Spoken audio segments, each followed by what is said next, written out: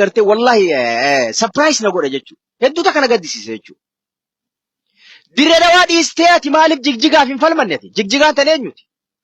Wagguma 30 duraanii kan gartee teessoo yeroodhaaf teessoo naannoo Somaalee haa taatu jedhanii godeen magaalaa xiqqishoo yeroo ammaatiif hanga yerootiif Jigjigaan dirree magaalaa guddittii Somaalee haa taatu jedhanii kan mallatteessi warri mallatteessi bar arrallee ni jira bar Hasan Aliifaa bar sunuu lafa Oromooti falmachuu qabda barate. Ara dirree Dhawaan nu deebitee jedhanii hafarsan jechuudhaan. Abiy Ahmad hiriira deeggarsaa bahuu qabna. Abiy Ahmad dhimma dirree Dhawaa ummata waliin yaamee gaafilee ummata keessaa kaate dirree Dhawaa agartee Somaaleef Oromoo irraa kaate sababa dhimma dirree Dhawaa irratti gaafileen achi kaatee paarlamaa fidee paarlama ajandaa godhee muree murteesse. Yaa obboleessa kiyyaa of qaanfadha. Faarsitee bultoonni keessaafuu fireeshii taatan. Tan biyyoota alaa jirtan. Tan agartee Abiy Ahmad akka agartee taabotatti ittiin deemuu barbaaddan. Saalfadha. Ofi qaanfadha. Ofitti qaanfadha, ofi saalfadha. Bari Somaaleeni mucayyoo obboleettii teenya tan garaa lakkuu garaa qabdu. Tan dheengadduma baatii 2 dura qaamni mootummaadhaa ajjeese. Jaawar Kadiir kantiibaan magaalaa Dirree Dhawaa kan isin jettan kanarra faarsuu deemtan kuni haqa isii dhoysee owwaalee namichi Somaaleedhaa kan agartee dheengadduma obboleettii teenya lakkuu nama nafsee 3 ajjeese. Nagayaan deemaa jira. Arra dhimma Dirree Dhawaa dura Dirree Dhawaallee Somaalee jedhaan Somaaleef Amaara jedhaan Dirree Dhawaadha. Dhimma Dirree Dhawaa dura silaa kan ka'amuu qabu dhimma obboleettii teenyaa tan qaamni mootummaadhaa liyyuu hayliin poolisii ajjeesee gumaa dhabde san haqa dhabde san jechuudha. Haqni sun gaafa argame asoo seerri jiraate sila haqa mucayyoo saniitu argamaa jechuudha.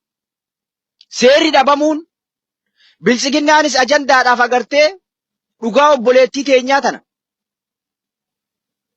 dhoysuun dhimmi kun akka ittiin kaane waan barbaadaniif ajaja Abiy Ahmad irraa ergameen Jaawar Kadiir kan jedhamu kantiibaan magaalaa Dirree Dhawaa dhimma obboleettii teenyaa san dhoyse jechuudha.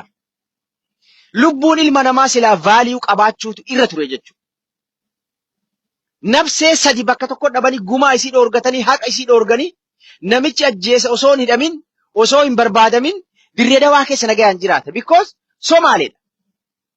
Manni Oromoo ni diigama. Manni Somaalee ammoo hin diigamu. Somaaleen qoma dhiibdee deemti.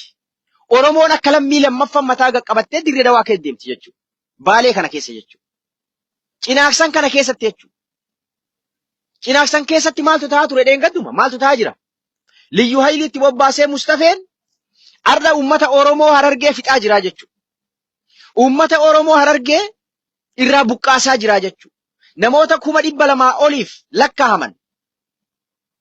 Lafuma abbaa isaaniirraa buqqaasanii kaan fixanii akka barbaadanitti qaamni mootummaa kan hidhate ajaja Abiy Ahmadiin Mustafeen itti dabarsee ummata keenya lafarraa buqqisaa weerara lafaa lafa babal'ifataa deemaa jira jechuudha.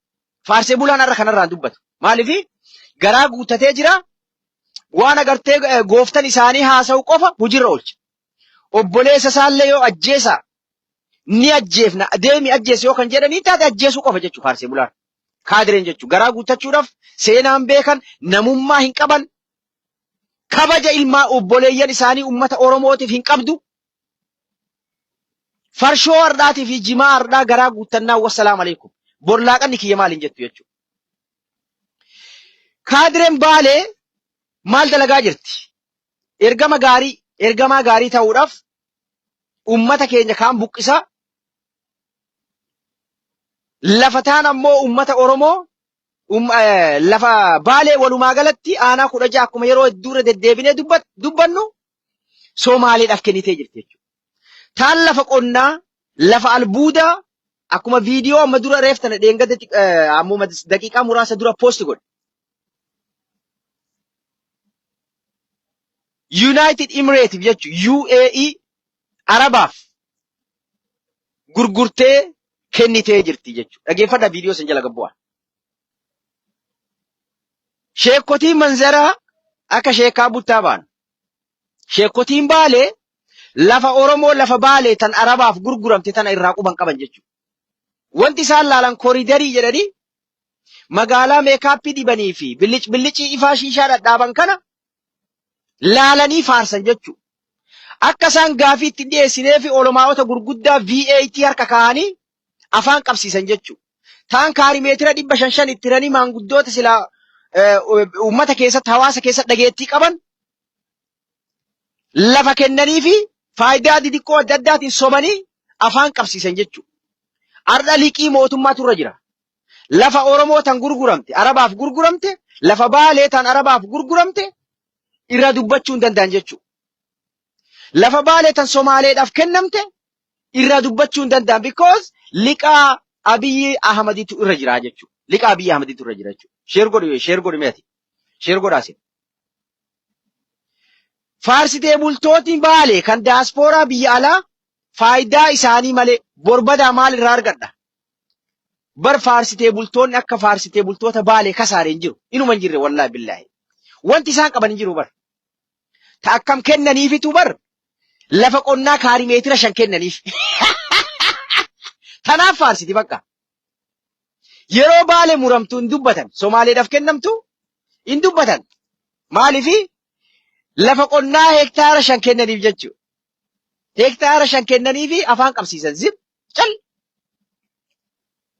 Faarsitee bultoonni agartee Oromoo kutaa biraa at least mana bakka irratti ijaaratan magaalaa gurguddoo keessa kennaniifi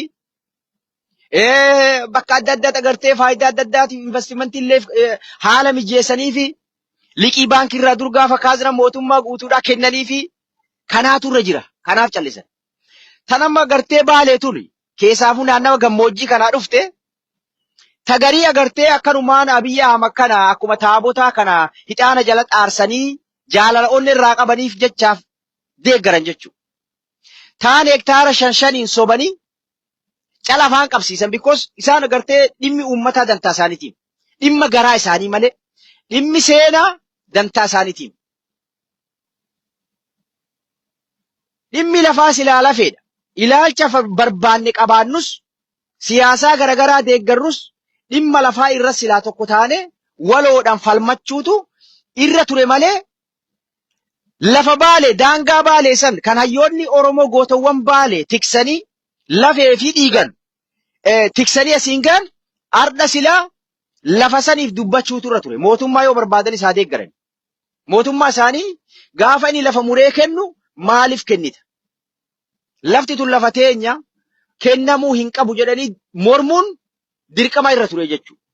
Isaan mormuu dhabuun garaa isaanii guuttachuuf faayidaa dhuunfaa isaaniitiif kajeellaadhaaf boroo agartee mootummaan kun yoo itti fufe waan akkanaa ni arganna jechuudhaan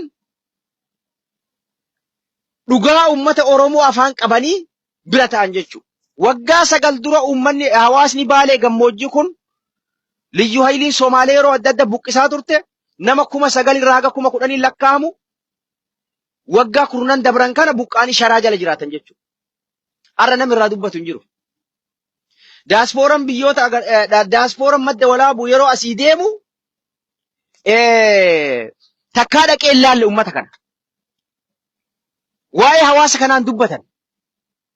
Because isaan garaa isaanii guuttachuuf faayidaa dhuunfaa isaaniitiif malee hawaasa kanaaf dantaa takka hin qaban jechuudha. Yoo hunda isaanii buqqaaftee Soomaaleen akka jirtutti aanaa madda walaabuu guutumaan guutuu fudhatte dantaa isaaniitii miti. Dantaa isaaniitii miti. Seenaa irraa dantaa hin qaban, uummata keessaa bahee dantaa irraa hin qaban, ofii isaaniitiin mana agartee oowwaa, bishaan oowwaa, shaawarii oowwaa seenanii ilmaan isaanii guddifatanii jiraatan jechuudha. Namummaa hin qaban jechuudha. Namummaa as himaanidhi iyyuu qaban jechuudha. Welcome, Booniyyee welcome. As himaanidhi.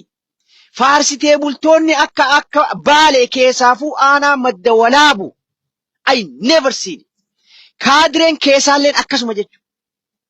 Kaadireen aanaa madda walaabuu bar dheengadda fuutee bar booranaa lafa seenaa kennite mallatteessitee kennite jechuudha. Wal ijaaranii keessaa fi ala. Dheengaddaa sun Oromoodha yuumee booranaa fi homaa miti. Booranni Oromoodha hangafa Oromooti. Gar tokko waliin geessinu. Kasan daranii muranii gaafa Somaaleedhaan gaafa ajajni Abiy Ahmad irraa itti darbee aanaan 16 Somaaleedhaaf haa kennamu jedhee ajaja dabarse harka dhahanii ililchanii